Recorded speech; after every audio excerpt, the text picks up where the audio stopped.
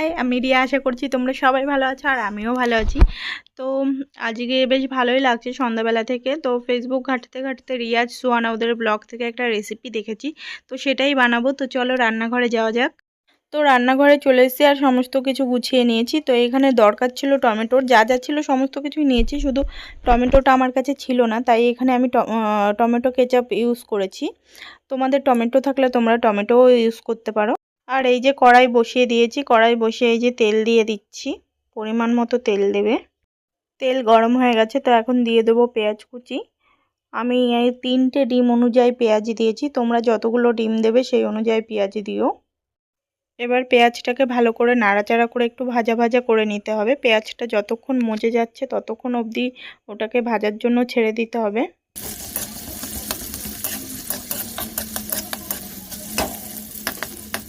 তো পেঁয়াজটা ভাজা ভাজা হয়ে এসছে, এখন দিয়ে দেবো আদা রসুনের পেস্ট। তো পেঁয়াজের সাথে আদা রসুনটাকে আরেকবার ভালো করে ভেজে নেব। তো পেঁয়াজ আদা রসুন ভাজা ভাজা হয়ে এসছে, এখন দিয়ে দিচ্ছি নুন আর হলুদ, দিচ্ছি সামান্য পরিমাণ ধনে গুঁড়ো, আর দিচ্ছি লাল লঙ্কার গুঁড়ি আর কাশ্মীরি লঙ্কার গুঁড়ি, আর এখন দিয়ে দিচ্ছি টমেটো কেচাপ। এবার সমস্ত মশলা ভালো করে নাড়িয়ে চাড়িয়ে কষিয়ে নেব। যতক্ষণ না তেল ছাড়ছে ততক্ষণ পর্যন্ত কষাতে হবে।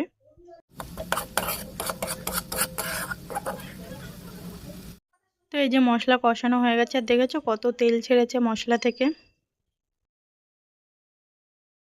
এই যে তেল ছেড়ে গেছে, এবার দিয়ে দিচ্ছি জল, পরিমাণ মতো জল দিয়ে দিচ্ছি। এবার জল দিয়ে ভালো করে এটাকে নাড়িয়ে চাড়িয়ে নিতে হবে। তো এই যে ঝোল ফুটে গেছে টকবক করে। তো এই যে ডিম ফাটিয়ে বাটিতে নিয়ে নিয়েছি। এইবার এই কাঁচা ডিমটাকে আস্তে করে এই তরকারির মধ্যে ছেড়ে দিতে হবে। একে একে সব ডিমগুলো ছেড়ে দিই।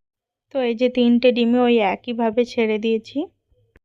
তো ডিম ছেড়ে দেওয়ার পর আস্তে করে ঢাকা দিয়ে ঢেকে দিতে হবে। তো এই যে ঢাকা দিয়ে ঢেকে দিয়েছি। তো এই কিছুক্ষণ রাখার পর এই যে ঢাকা খুলে নিলাম, আর এই যে এখন এরকম হয়ে গেছে তরকারিটা ঠিক। আর এই যে ঢাকা খুলে নেওয়ার পর এই যে দিয়ে দিচ্ছি সামান্য পরিমাণ চিনি। আর এই দেখো ডিমটা কি সুন্দর তরকারির ভেতর আস্তে আস্তে হয়ে যাচ্ছে। বেশ একটুখানি দিয়েছিলাম আর এই যে ফুলে যাচ্ছে এখন। আর এই যে ঝোলটাও বেশ শুকিয়ে এসছে, এটা শুকনো শুকনোই নামাতে হবে। তো এই যে ডিম তেলানি আমার রেডি হয়ে গেছে। তো আজকের রেসিপি আমার কমপ্লিট। যদি তোমাদের ভালো লাগে অবশ্যই লাইক কমেন্ট শেয়ার করো। আমার পাশে থেকো। Tata bye bye.